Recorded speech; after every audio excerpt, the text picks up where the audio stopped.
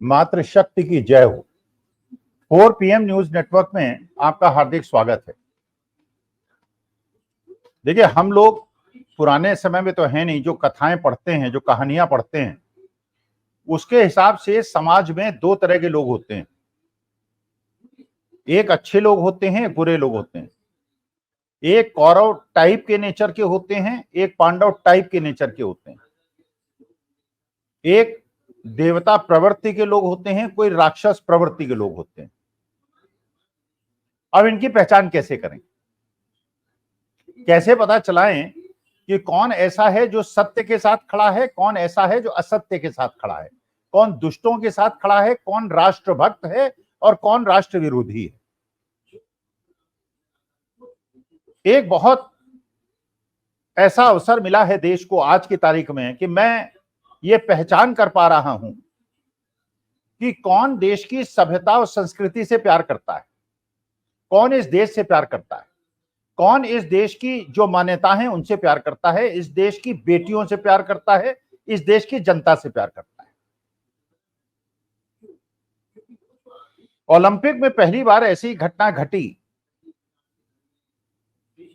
कि हमारे देश की एक बेटी ने, जिसके साथ जितना अनाचार हुआ, जितना अत्याचार हुआ, जितना मानसिक उत्पीड़न हुआ, जितना शारीरिक उत्पीड़न हुआ, उसके बाद इस बात की कल्पना करना बहुत मुश्किल था कि वो बिटिया उठ खड़ी होगी और भारत का नाम रोशन करने के लिए अपनी जान लड़ा देगी। कल्पना करना बहुत मुश्किल था, लेकिन उस बिटिया ने करके दिखाया। विनेश फोगाट, गरीब घर की बेटी, संघर्षशील बेटी, उठी, उसने देश को गौरव दिलाया, कई पदक जीती। जिस प्रकार के उसके साथ दुर्व्यवहार हुआ और भी बेटियों के साथ हुआ, साक्षी मलिक के साथ हुआ, जंतर मंतर में ये बच्चियां बैठी, इन्होंने आंदोलन किया, शिकायत की, FIR नहीं हुई, क्योंकि इंडियन जो रेसलिंग फेडरेशन के अध्यक्ष महोदय थे, उन पे इन लोगों ने आरोप लगाया था, उन्होंने शारीरिक शोषण किया, मानसिक शोषण किया। कानून ये कहता है कि अगर ये आरोप लगा है तो इसकी जांच करा ली जाए, FIR लिख ली जाए। लेकिन दुर्भाग्य से जिन पे आरोप लगा था, जो फेडरेशन के अध्यक्ष थे ब्रजभूषण शरण सिंह, वो सांसद थे और भारतीय जनता पार्टी के सांसद थे। तो सत्ता पक्ष के लिए तो मुश्किल था, या तो पदक विजेताओं के साथ खड़े रहें या अपने सांसद के साथ खड़े रहें। FIR नहीं लिखी गई, कोर्ट के द्वारा लिखाई गई, फिर उसमें डिले कराया गया, इन्वेस्टिगेशन में डिले हुआ, लेकिन अंत तक सत्ता पक्ष ब्रजभूषण शरण सिंह के साथ खड़ा रहा और बाद में उन्हें एक तरह से दोष मुक्त भी कर दिया और इन बेटियों पे आरोप की झड़ी लग गई। जब ये आंदोलन में बैठी, ये जंतर मंतर में बैठी, इन्होंने अपनी आवाज को बुलंद करने की कोशिश की, इन्होंने न्याय मांगा, इनको दिल्ली की सड़कों पे घसीटा गया, इनके चेहरे पे जूते के बूट रखे गए। ये वो लड़कियां हैं जिन्होंने देश का सम्मान बढ़ाया था और देश को गौरव दिलाया था। फिर सोशल मीडिया में इनके खिलाफ एक षड्यंत्र सुनियोजित IT सेल द्वारा, भक्तों द्वारा चलाया गया, जिसमें कहा गया कि ये बुढ़िया हो गए हैं, इनकी उम्र हो गई है, ये फूके हुए कारतूस हैं, ये फ्यूज्ड बल्ब्स हैं, और क्योंकि अब ये कुश्ती में जीत नहीं सकती, इसलिए शॉर्टकट ढूंढ रही हैं। यही आरोप बजरंग पूनिया पे लगाया गया, जो पदक विजेता है। यही आरोप साक्षी मलिक पे लगाया गया, जो पदक विजेता है, और यही विनेश फोगाट पे लगाया गया, जो पदक विजेता है।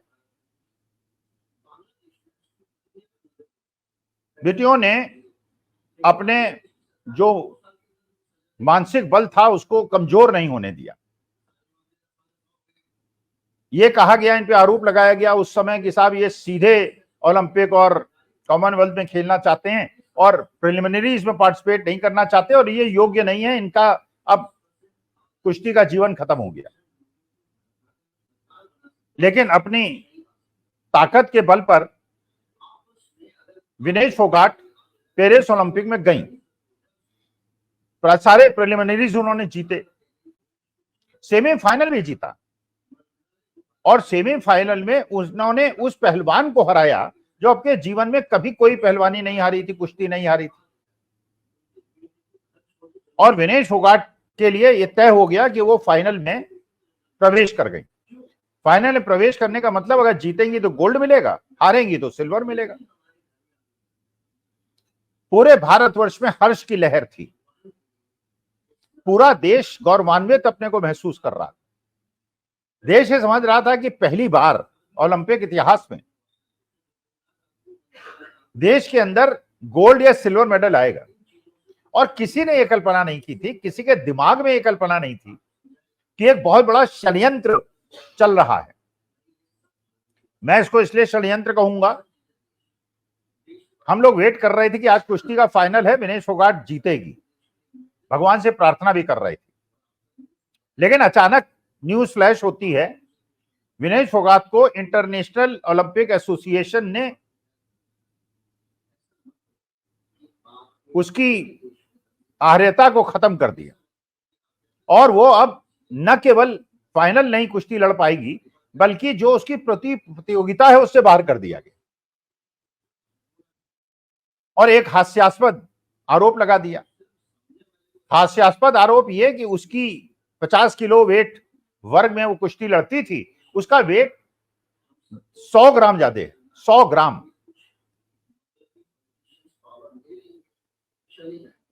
मानी बात है कि जब भी कोई कुश्ती होती है तो उसके पहले पहलवानों की वेट होते हैं। तो जब उसने क्वार्टर फाइनल में कुश्ती लड़ी होगी, जब उसने सेमीफाइनल में कुश्ती लड़ी होगी, उसका वेट हुआ होगा। और कुश्ती के पहले क्योंकि उसका वेट सही रहा होगा, इसलिए उसे कुश्ती लड़ने का मौका मिला होगा और उसने सेमीफाइनल जीता। फाइनल के पहले अगर उसका 100 ग्राम वेट ज्यादा हो गया, हो सकता है 2 गिलास पानी पी लिया, 1 गिलास दूध पी लिया या कुछ भी ज्यादा ले लिया तो 100 ग्राम वेट ज्यादा हो गया। 100 ग्राम वेट के लिए उसको न केवल फाइनल से डिस्क्वालीफाई किया गया, पूरी प्रतियोगिता से डिस्क्वालीफाई कर दिया गया। यह बात पूरे हिंदुस्तान के देश प्रेमी लोगों के गले से नहीं उतर रही। लेकिन हां, कुछ लोग ऐसे हैं, जैसे मैंने कहा कि पांडव पक्ष, कौरव पक्ष, सत्य के साथ, असत्य के साथ, देश को प्यार करने वाले, देश की बेटियों को प्यार करने वाले और दुर्योधन दुशासन की प्रवृत्ति वाले भी। कुछ लोग सोशल मीडिया में विनेश फोगाट का मजाक उड़ा रहे हैं। कुछ गोदी मीडिया के लोग विनेश फोगाट का मजाक बना रहे हैं। अब इनकी मानसिकता को आप समझ सकते हैं। वो बिटिया हॉस्पिटलाइज्ड है, फ्लूइड्स उसकी बॉडी में चल रहे हैं, अवसाद में है, क्योंकि उसने एक सपना देखा था। उस सपने को पूरा करने के लिए अपनी जी जान उसने लगा दिया और वो गोल्ड मेडल तक पहुंच गई। लेकिन गोदी मीडिया के लोग, कोई महिला पत्रकार, जो पत्रकार कहना तो उनको अनुचित है, जिन्होंने अपनी आत्मा बेच दी है, जिन्होंने अपनी जमीर को बेच दिया है, वो विनेश फोगाट का मजाक बना रहे हैं। सोशल मीडिया में लोग मजाक बना रहे हैं कि वो तो डिस्क्वालीफाई हो गई। ये वही लोग हैं जो कि उस समय विनेश फोगाट के लिए कहते थे कि अब ये फ्यूज्ड बल्ब है, इसका खत्म, खेल खत्म, और उसको सड़कों पे घसीटा था। तो मुझे ऐसा लगता है, मैं आरोप लगा रहा हूं कि इस पे कम से कम एक जांच हो, सत्यता सिद्ध हो। 100 ग्राम वेट ज्यादा दिखाकर उसको अयोग्य घोषित करने के साथ साथ केवल गोल्ड से उसको वंचित नहीं किया गया, उसको सिल्वर से भी वंचित कर दिया गया, उसको ब्रॉन्ज से भी वंचित कर दिया गया। तो क्या इसके पीछे कोई बहुत बड़ा षड्यंत्र है? इसकी जांच होनी चाहिए।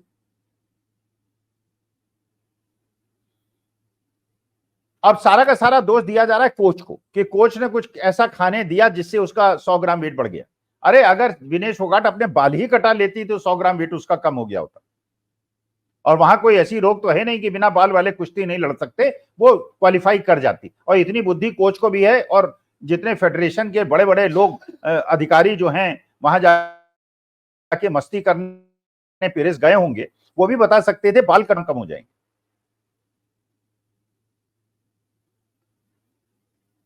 तो लगता यह है कि विनेश फोगाट और हमारे देश की बेटियों के साथ एक षड्यंत्र हुआ है। लेकिन मैं एक निवेदन करना चाहता हूं, जो होगा सो होगा, कह रहे हैं कि साहब हम ओलंपिक एसोसिएशन से बात कर रहे हैं, कर नहीं रहे हैं। जब षड्यंत्र किया तो बात क्या करेंगे आप? लेकिन देश के लोगों से मैं निवेदन करना चाहता हूं, उस बिटिया का दिल नहीं छोटा होना चाहिए। जितना सम्मान आप उसको देते जब वो सिल्वर या गोल्ड लेके हिंदुस्तान में वापस आती, अब वो बिना गोल्ड सिल्वर के भी अगर आती है तो हमें उसे उतना ही सम्मान देना है जितना पदक लाके लगती, क्योंकि उसने अपना जी जान लगा दिया है। और उसको हमें पूरा सम्मान और उसका मनोबल बढ़ाने के लिए पूरे हिंदुस्तानियों के को उसके साथ खड़ा होना चाहिए। दुष्टों की बात छोड़ दीजिए, वो खड़े होना हो। और उसको अवसाद से उबारने के लिए, 4 साल बाद दूसरा ओलंपिक होगा, उम्र उसकी बढ़ गई है। उसने कहा भी था कि मैं लास्ट ओलंपिक है मेरा। मैं इंडिया अलायंस के लोगों से निवेदन करना चाहता हूं कि उसको हरियाणा में कांग्रेस, भूपिंदर सिंह हुड्डा और राहुल गांधी, उसे विधानसभा में जहां नायब सिंह सैनी मुख्यमंत्री चुनाव लड़े, वहीं से चुनाव लड़ाया जाए। हम लोग वहां के निवासियों के पैर छू के कहेंगे कि विनेश फोगाट को जिताएं और उसे मंत्री भी बनाया जाए। क्योंकि जिन लोगों ने षड्यंत्र किया है विनेश फोगाट के साथ, उनका पर्दाफाश होना चाहिए। और या इंडिया अलायंस जहां राज्यसभा का पहली वैकेंसी हो उसमें विनेश फोगाट को भेजे, और वो जो राज्यसभा में बैठेगी या हरियाणा की विधानसभा में बैठेगी तो लड़कियों की, बेटियों की और एथलीट्स की आवाज को बुलंद करेगी। और हरियाणा वासियों ने हमेशा देश का सम्मान बढ़ाया है। आज उसके अगर सपने टूटे हैं तो उसके मनोबल को हम भारतवासियों को नहीं टूटने देना चाहिए। और इसलिए आज पूरा देश विनेश फोगाट के साथ खड़ा होना चाहिए। और जो लोग आज मजाक उड़ा रहे हैं, इनको शर्म आएगी कि उन्होंने देश की बेटी का मजाक उड़ाया, उस बेटी का मजाक उड़ाया जिसे सड़कों में रगड़ा गया था और घसीटा गया था। प्रणाम, नमस्कार और धन्यवाद।